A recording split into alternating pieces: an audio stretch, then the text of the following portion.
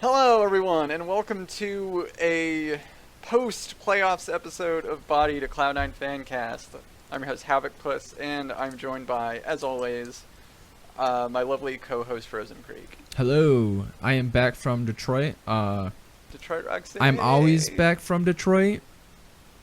Come now, but this was a special experience for me being in Detroit for the LCS finals. So great experience overall. I got to watch 10 long ass games of League of Legends. But besides that, it was pretty sweet. Lots of drama. Oh yeah, and we can talk about that a little bit later. Yep. First up, just a quick little detail for those that are super big into Overwatch. The London Spitfire is not done with the season just yet. They are in the play-ins for the Season 2 playoffs. Their match is this Saturday, August 31st, 3 p.m. Eastern, and we don't know who they play yet.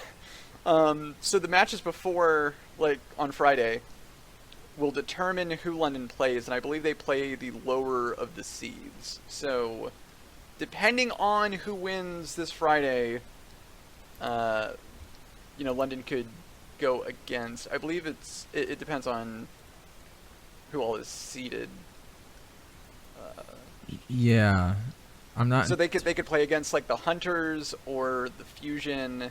I feel like or they were talking about. It kind of depends. Yeah. It could be interesting, but it is not a fun run into playoffs. I think we'll end up playing one of the winners, and then if we win, then we'll play Seoul. Then we'll play New York. Oh, is that how it works? I thought it was like once we win that game, we're good. I'm not sure. No, yeah, we don't. Either play way, Seoul. I think we we're don't just play playing... those games this week. We only have to worry about this weekend. Yeah, and then if we win that game, then we advance on to play somebody else a week later. Yeah, so we will play at 3 p.m. Eastern Standard Time on Saturday, no matter what. So yes. This is playoffs, play-ins, the playoffs. So we made it to playoffs, I guess. It's somewhat exciting, but I'm also nervous just because of how London has been playing, as well as this is kind of a similar thing to what they did last season, where they were going into playoffs looking really shaky and really bad, and they were just like, oh, we know what to do now, and then they played well, but it was... I've heard rumblings that the meta that will be going to playoffs is more beneficial for London, but that hasn't stopped London before. Yeah, that's true. So we'll just have to see. I'm hoping that the boys can pull out a win and at least get into the actual playoff stage. I want the team to do well, and it just sucks that they're having these issues again and going through like a repeat of what happened last season. Yeah, I'm hoping that it goes just as smooth as last playoffs did last year, but I have a feeling it probably won't. But that's besides the point. We'll just have to see. I think Sigma is available on this playoffs patch. Oh, interesting. So it'll be really interesting to see how teams incorporate Sigma into sort of the team comps, because his kit's really interesting. He can kind of make a shield, but he can just kind of make it keep going. Yeah, I've only played 1 or 2 games with him in it. I've never played him. He's really weird. He's really weird. He has he shoots these 2 little orbs out, and they're kind of like bouncy balls, so they can bounce off walls and stuff. He has a thing that's kind of like Diva Matrix, but it doesn't... Like, the weird thing is it doesn't eat the projectile. It just stops the damage, which is odd. So you can still get hit by the projectile. You just don't take damage? So say that Zarya throws out a grab, right? So she throws out her graviton ball thing. If you were Diva, you could just Matrix and then you would eat that ability like right away. It'd be gone. If you were Sigma and did it, the grab would still be there, but there would be no damage coming your way from that, or I guess any other projectile that was coming in your way as well. So you're kind of eating the damage, you're kind of not. It's weird. It seems like a really just like kind of a budget Diva Matrix. He also has Orisa. Or like an improved Orisa budget Diva Matrix at the same time. Yeah, it's weird. He also just throws a rock. I actually watched a video kind of breaking down Sigma in terms of his theming and then his abilities, and the person was saying just like, Sigma makes no sense. He's able to master gravity, but his ability is just to throw a rock. Like, it's kind of funny. Yeah. I mean, he was weird to watch, at the very least. It bothers me that his toes are exposed. There are some just people dangle who like little probably beans. like that. I do not. I guess until I see it, I don't have an opinion. His ultimate is pretty OP though, because it basically just knocks everyone up into the air and then they fall down slowly. So you're you basically just create like, it does like a bunch of damage and then it flings them up in the air. And it basically just creates like really easy targets for your team to focus on. And it kind of frees up space on the ground. It's really interesting. Like, his kit is really interesting, like I said. I'm really curious to see how he will be played, if he's going to be like a main tank situation, or if he's going to be more like a secondary tank, and we'll still see something like Orisa or Winston. It'll be really curious to see how he kind of synergizes up with others, especially with roles being locked into, you can only have one other tank on your team. Yeah. I mean, I feel like it could be an interesting use, but it will fit kind of weirdly into Diva comps too. So Yeah, for sure. But yeah, until we know exactly who we're playing, it's hard to project too much of what's going to happen and break it down. So aren't we also playing in the major this week for CS:GO? I believe it's the Arctic Invitational. Oh, okay. I remember them talking about it. Yeah, the team is going to be at the Arctic Invitational. That's not until September 14th in Finland. But we will be there. The team is practicing hard. They're on that grind. No days off, etc., etc. But it should be a pretty fun first outing for the team. The season kind of took a break as well. Like, they took a break, and then they were also like just boot camping really hard. So I'm really excited to finally see the CS:GO team play, because we haven't seen anything from them. Like, they played like one little event and they looked good, and then we didn't see them for like 2 months. No, it looks like the Berlin Major is going on right now. Until the 8th. It could be. We're not there, but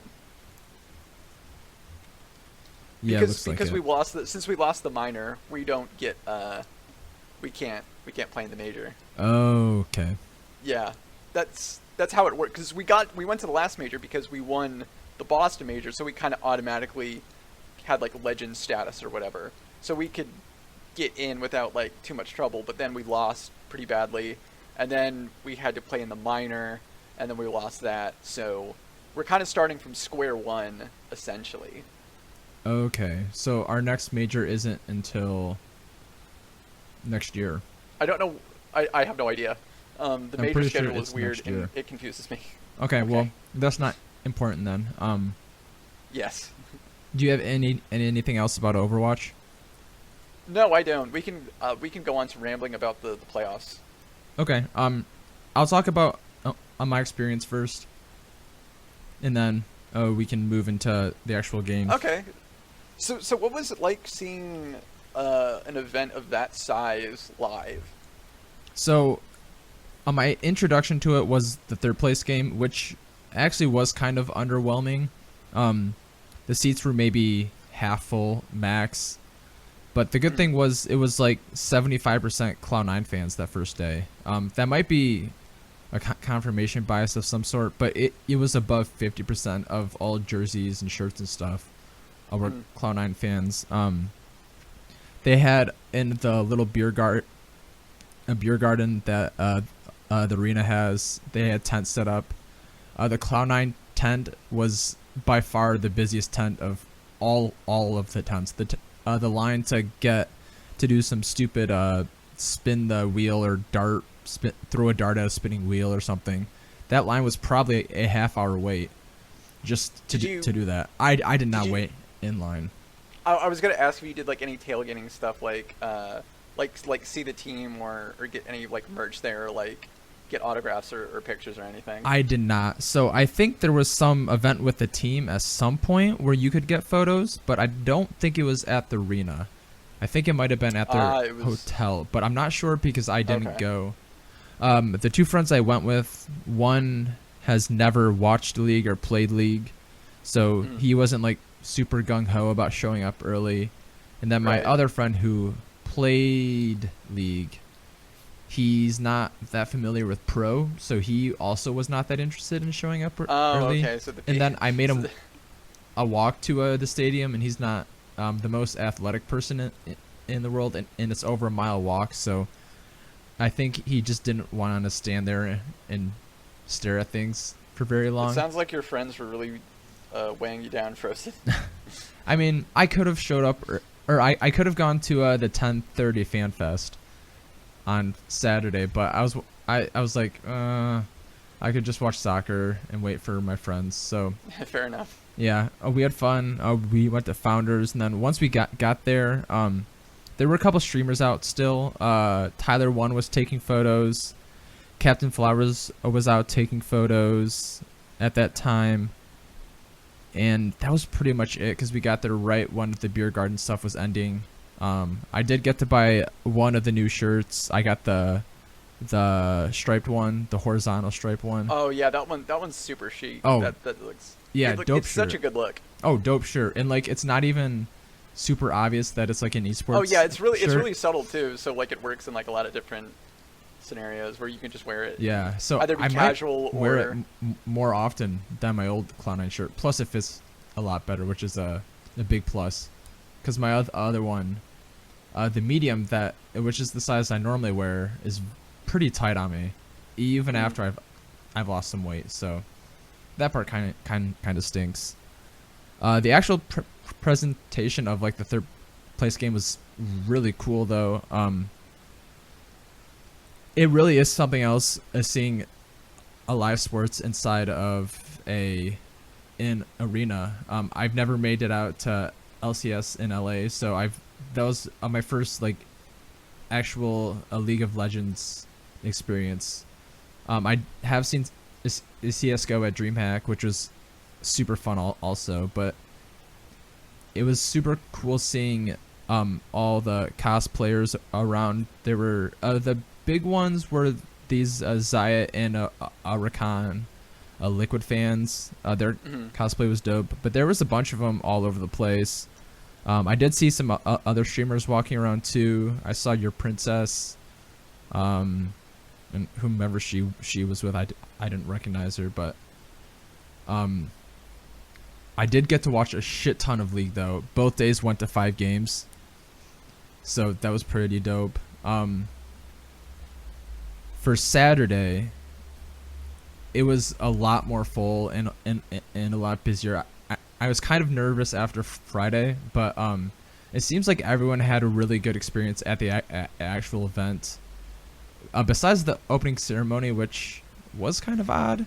The band was so weird. Nobody, I guess who was it? Wooly Bully had to tell me who the band was. I had no idea who they were. I've heard of them now that he mentioned it, but I didn't know that they were from Detroit. I'm looking for it right now. It was Flint Eastwood, I guess. I've heard of them. I don't know their music. Oh, Flint Eastwood. That's really clever. Yeah. And Gran Torino was filmed in Michigan, so maybe that's where they got it from. And Clint Eastwood was in that, and there's also Flint, Michigan. There's a lot. There's lots of layers. Yeah, I like it. Yeah. So, actually, I did like the second song they played. The lyrics to it seemed super good for League of Legends, but I wasn't able to listen to it. A lot of it was actually set up for the stream of the game. The stage they played on was maybe no bigger than 15 yards by 15 yards. So it was not a very big stage that they had Flint Eastwood on. So it was weird watching it in person, and it was much better watching it on the Jumbotron, where they had like the stream going. Crumbs did not wear suit pants. He replied to your tweet, which was really funny. Yeah, on Saturday. Yeah, so he was wearing rolled up sweatpants beneath his suit and tie jacket behind the desk, which I thought was weird. And I didn't look on Saturday, but on Sunday they were just sitting on some folding chairs or whatever, and watching the game on like a TV or a monitor. So I kind of wondered what they would do. I never found out where the shoutcasters were, so I don't actually know where they were. They were probably in like a booth somewhere. That's where they usually are. There was one corner that we couldn't see through the Jumbotron, which is actually where Avli did all of her interviews. So we actually cannot see in any of that happening IRL. So her Tyler one thing, we watched that on the Jumbotron. She interviewed someone on Saturday, and we couldn't see that it was on the Jumbotron. Avli talked about it on the Nines, but they did a KDA like dance cam, and there were a lot of people actually dancing. Like, I wouldn't expect a bunch of League nerds to get up and dance to anything. And that's pretty cool. Yeah, so that was cool. I was extremely hungover on Sunday, so I took a lot of bathroom breaks and walking breaks because it was really loud in there. So I didn't see silver scrapes happen really, and most of the stuff that happened between games I didn't watch that most people would have saw at home. The energy was somewhat disappointing. There were no really good Cloud9 chants or Team Liquid chants even after they won. There was this really, really obnoxious quote-unquote Team Liquid fan sitting 3 rows behind me wearing a Golden Guardian shirt. So that was kind of bizarre to me. He was probably the loudest person around, and I thought that was extremely bizarre and rather obnoxious too, because he was not a Team Liquid fan maybe, or he was just a fair weather fan. Though Golden Guardians were never good, so I'm not quite sure what that was all about. Trying to think more. The actual like gameplay was super dope. The LCA Jumbotron is massive. It covered, I think, the whole stage. So all of like the players and stuff were under the Jumbotron the whole time. So it was insanely easy to see everything going on. The sound was a little loud, but it actually helped to make the experience a little bit cooler. And I mean, overall, it was super sweet. I saw a shit ton of League of Legends. If you didn't see it, the Clutch CLG game had reverse sweep, so that was 5 games. Our game went 5 games, and it was fun. It doesn't sound like a lot of the people who came from out of town enjoyed Detroit as much as I do, but I didn't like a lot of what they said on the Nines last night, and I gave a little rant inside of our Discord chat that I want to dig into too much. But I hope that the people who came from out of town, not from LA, enjoyed it, because it is a cool city if you take time to explore it. Because I'm assuming that the people who came just for the weekend were busy, so they didn't get to quite enjoy it because they were all downtown the whole time. So, another cool thing, I cannot totally confirm it, but I think all of the suites were showing the pro views. Yeah, they had like 5 screens set up, and I think it was all pro views. Well, that's pretty cool. Yeah, so that was pretty sweet. I was not in a suite. I think if I would have tried, I could have gotten into a suite if I would have pulled some strings at work, but I didn't even think about it until it was too late. So I'm disappointed in myself because I think I could have gotten into a suite.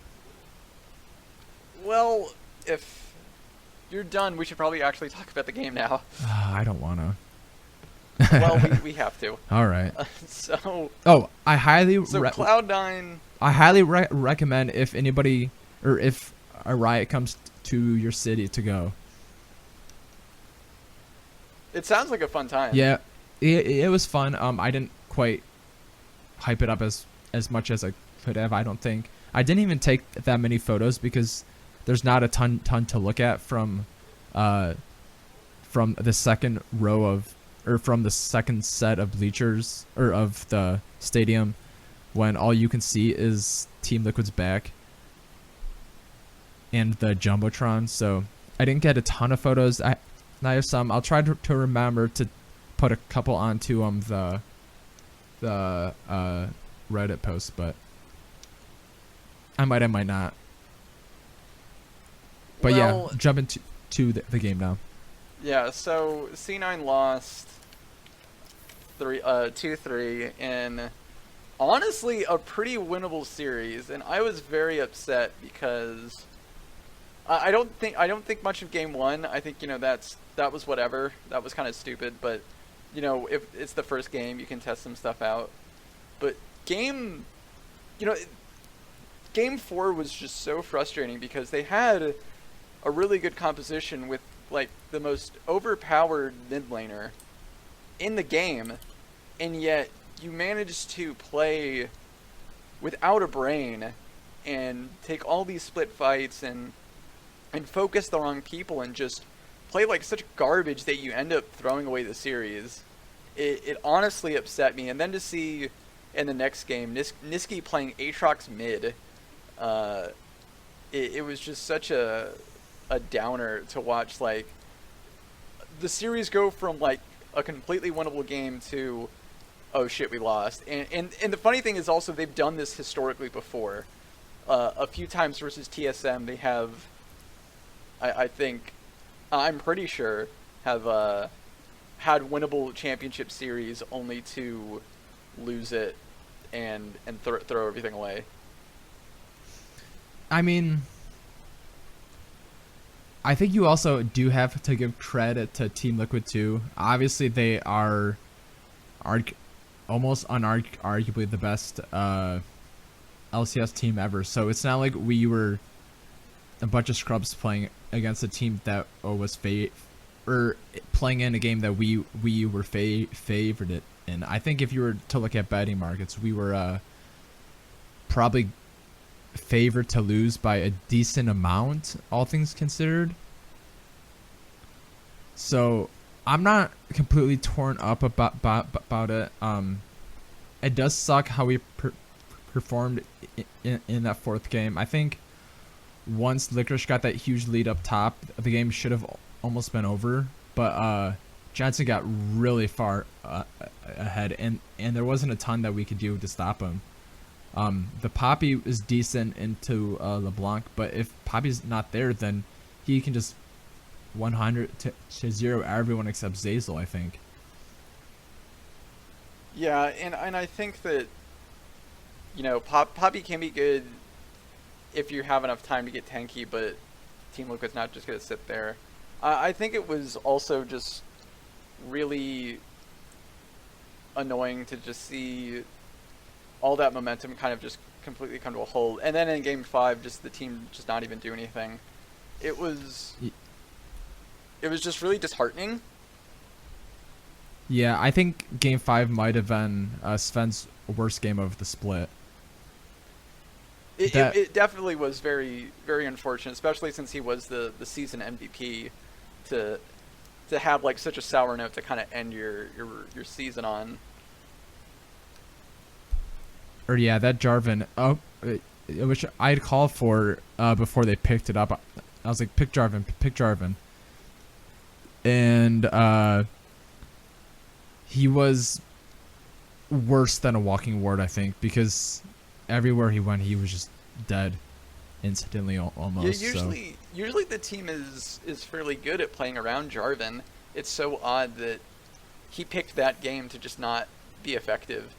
I mean, it wasn't just him either. Mm, The no, Vlad yeah, pick this was not a singular. probably the bigger problem. Yeah, this was not a singular, like a singular loss, like due to a singular person. This was collectively on a team level, just not good. You know, it was everyone was just struggling, and I can't pin it on one person. I think that 4 and 5. I mean, even the draft in 5 was bad, but the drafting up until then was fine.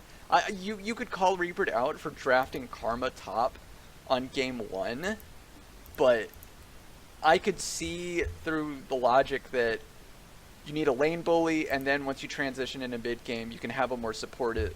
You can have an extra support there to help your carries do well. So it makes sense. You know, like the drafting really wasn't bad up until that 5th game. I think it's more a breakdown of just team coordination, team communication, and it just really upset me, because especially since we were up 2-1 with such great momentum, and it was like, yes, finally we'll win a domestic championship, and we don't look like, you know, the second place team again. No, I mean, I know what you mean. I had a really good feeling after game 4 that it was kind of over, but now that I'm looking even at game 4, I'm not entirely sure what people are talking about, saying it was this huge a winnable game either. I think I haven't seen the goal graph, but I'm skimming through the game right now, and I think our biggest lead was maybe 2,000 gold, and that was it. Yeah, we didn't get ahead very much, and the in that game a lot of it was like Niski would use his ult but then go after Skarner instead of trying to get closer to the back line to kill Jensen or double lift. He would try to kill Skarner, so it's like you wasted your ult and you're wasting your combo on someone you're not going to kill in one rotation. And then yeah, but he didn't have a QSS. I don't think, and he was super weak. He was throughout most of the game. He was quite behind LeBlanc, just because he went Hexdrinker Right. first, and then he was roaming a ton. And, No, and, yeah, and right, he never right, got yeah, that'll anything out of it either. Yeah, that'll definitely put you behind. I've seen some complaints on Reddit, everyone saying that Sneaky played bad, but I don't think Sneaky really played that poorly. I don't think anybody did. I think that we didn't play our best games, but I don't No. think Team Liquid did either. Or we beat their ass twice in a row and could have won game 4. Yeah, I think it was definitely just a breakdown of the team not playing well together rather than one person, like I said. I mean, Sneaky looked fine. He wasn't making really bad, drastic mistakes or anything. The worst Besides was, game 1. Yeah, besides game 1, you know, the worst was just the team not fighting together a lot. And, you know, that was basically what was happening, was that you had 2 or 3 people on one side and only 2 people on the other side, and when you have a split fight and you have the enemy team in the middle, they'll just go for the weaker side and then turn around. It's, you know, there's nothing you can really say about that except that was the team's fault. Yeah, and I think overall they played pretty good. They just couldn't beat the best team that's ever been paid for in LCS. Like, even though we've been second place at our last 5 appearances in finals, I think if you were to ask any other team, they would rather have 5 second places than dropping out in the first round, like TSM did, or getting this split, or this split playoffs, or being dead last all the time, like Optic and stuff. Like, I do think overall, if you were to like come up with some scoring system to winning and getting second place and third place and stuff, Cloud9 is probably the most successful organization, if not a second behind TSM. Yeah, they definitely have a lot of second places, which is good. You know, to be that good, to have a lot of second place finishes is pretty admirable. I think it's just upsetting from a point of you can't get past this one hump and can't repeat what you did like 5 or 6 years ago. You know, having 6 second places is great. Don't get me wrong. It shows that you're consistently a powerful Oregon, a powerful team. But to go on such a long dry spell and get so close so many times, I think it does get on a lot of people's nerves. And when you see the team constantly do that, I think it gets a lot of people frustrated. And I can't blame them. You know, I was definitely frustrated after the game over the weekend, just because it's, you know, that they had something that was totally winnable, and they could have ended this dry spell. They could have stopped Doublelift and Jensen from getting another trophy, and, you know, had them eat a little bit of their words, and just to, you know, to fail with that kind of hurt a bit. It's just a bad, you know, kind of feeling, and it's not, you know, it's not a bad look, but it's definitely not the best look either. You know, second place is great, but you can't really trade 5. You know, it's not like a punch card where you can like, well, I got 5 second places. Can I trade this in for 1 first place? Like at a sandwich shop. That would be cool if you could. I mean, yeah, and I still think a ton of the flame that they've been getting has been completely ridiculous too. Thorn's tweets were completely unnecessary and uncalled for. I mean, most I've of his seen a tweets lot are, of. he's kind of a garbage person. Yeah. You can be quote unquote right and not be a shit human being. It's not that hard. Same with Monty also, who's also a dick. Monty is at least a decent person. Seemingly. Thorin, I have seen Thorin's tweets about stuff, and he'll randomly go on these really weird rants about, like, oh, all these, you know, like SJWs, and they're getting all their feelings hurt or whatever. And it's just like, dude, you talk about video games for a living. Maybe don't. Yeah. And he just goes to like these really weird like, you know, these weird like kind of like, just these silly rants that like don't matter. But he does them when it's like, dude, you're just like a video game esports pundit. You don't have to go to this place. It's unnecessary. Just stop. And it's a wild considering that esports are probably one of like the most sexist not markets environments, environments in a professional entertainment right now. And that even goes back to Monty too, with the transgender man and that whole experience that got him kicked out of LCS and made himself renegades also. Yeah. The point is... So it's... Yeah, sorry, that was extremely off topic.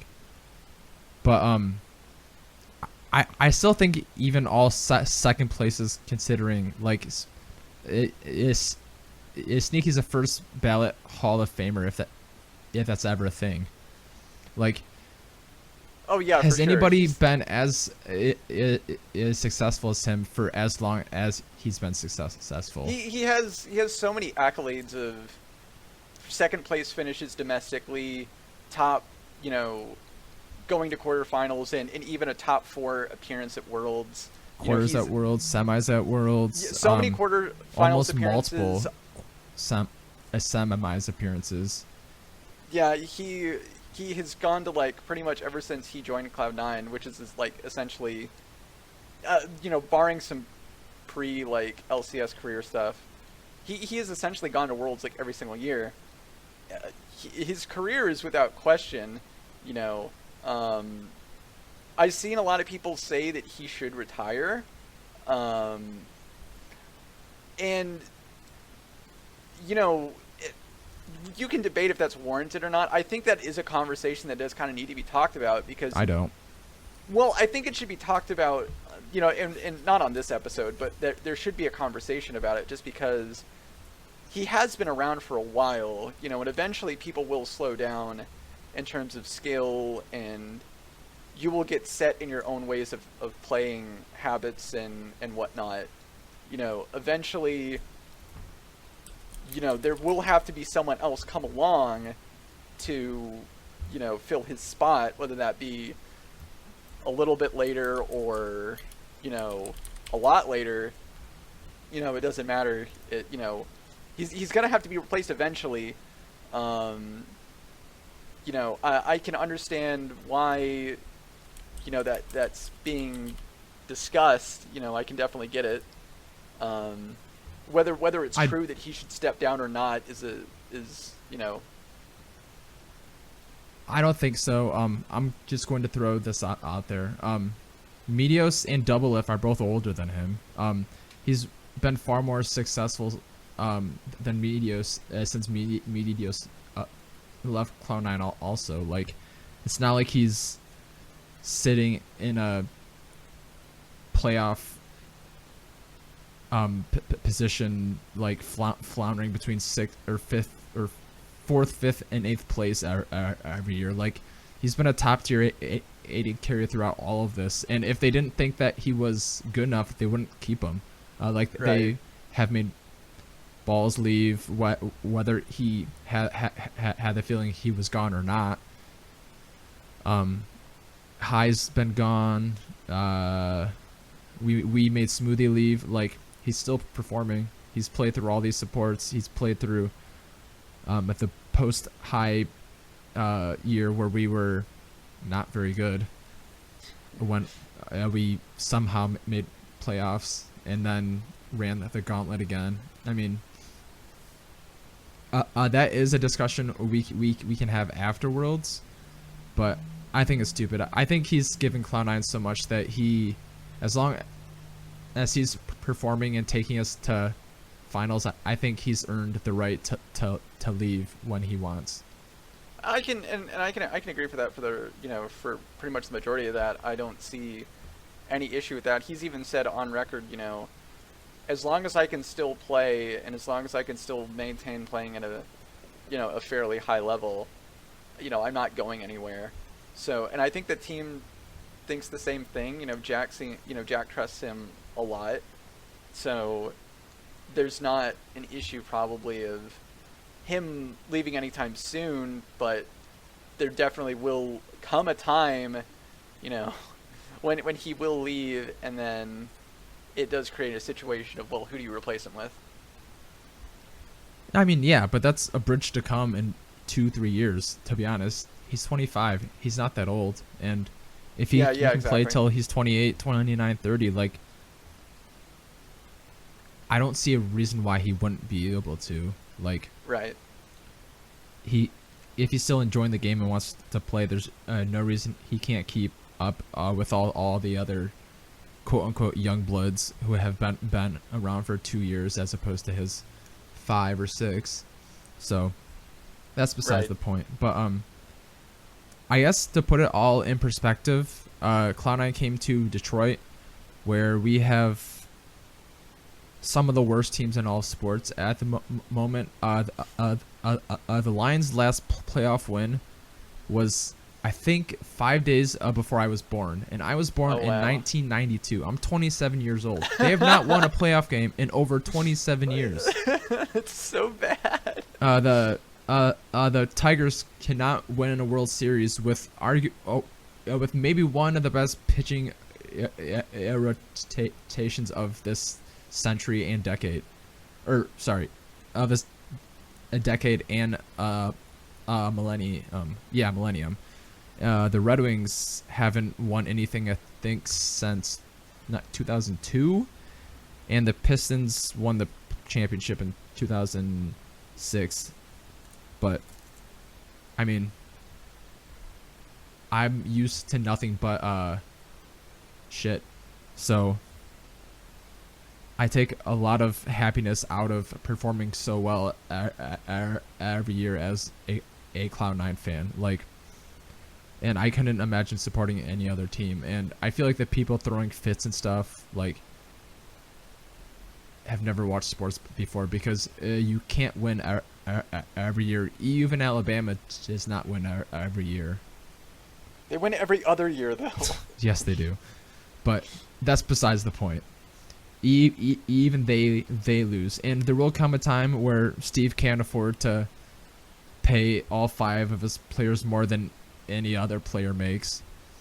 And they'll fall down also. So sports are cyclical, and I don't see any reason that Cloud9 can't get stronger as a team, assuming that they stay together next year. And Niski had his first experience on stage. Licorice got another experience on stage at a final. Sven has shown that he's still good. And Sneaking Zazel can take another year trying to step up a little bit, because I feel like this team was so close to winning this series, and they probably should have, all things considered, but it's not like, I feel like they haven't lost any series that they were favored in, because they haven't been favored in any of them. Going back to maybe season, spring of season 5, maybe season 4 was when they were last favored. So it's not like we're losing to good team or bad teams either. And this team is still the most is successful international organization. I mean, I have a feeling that Team Liquid is going to make a good run this year, but it also does depend on luck and the draw. Yeah, we will definitely have to see how World shakes out. I honestly can't think of anything else to talk about for League of Legends. No, when I looked up last, the episode was at like 20 minutes. Now we're over 40, so I apologize. That was mostly me. I feel like we probably will take a week or 2 off unless something absurd happens this weekend with Overwatch, just because we don't have anything going on until Worlds league-wise. Yeah, it'll depend on what happens between now and next week. Yeah, we're going to boot camp in Europe, so it will be a cool experience for Sven and Niski to see their families again, and to play with some nice toxic solo queue. And play against some good teams, so it should be fun. Yeah, it should be. It should in be better good. hours. Hopefully, Sneaky will stream a bunch. Yeah. Him and Niski make a cute couple. And did you see his pool party? I saw. Caitlyn It was cosplay. surprisingly He's evolving. revealing. He evolved from a trap to a straight up like hoe, in like the best way possible. I'm surprised that he's able to make them look that like good and realistic.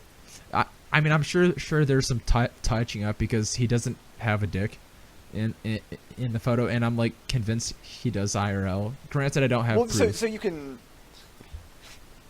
Never mind. You can Photoshop it too. It's not that hard. You can also tape it down, but I was gonna say you can just do the tuck. That's what most people do. I'm assuming. Okay, never mind. That's why I said never mind first. You made me say it, Fredson. True. This is All your right. fault. No, I know. That's fine. All right. I think that's it. Sorry. All right. Make sure to follow us at C9 Bodied. I can't think of anything else. Me neither. I'm gonna go finish my laundry and play this new golf game I bought on Switch. Oh, exciting. Yep. So. All right. Bye, everybody. Bye.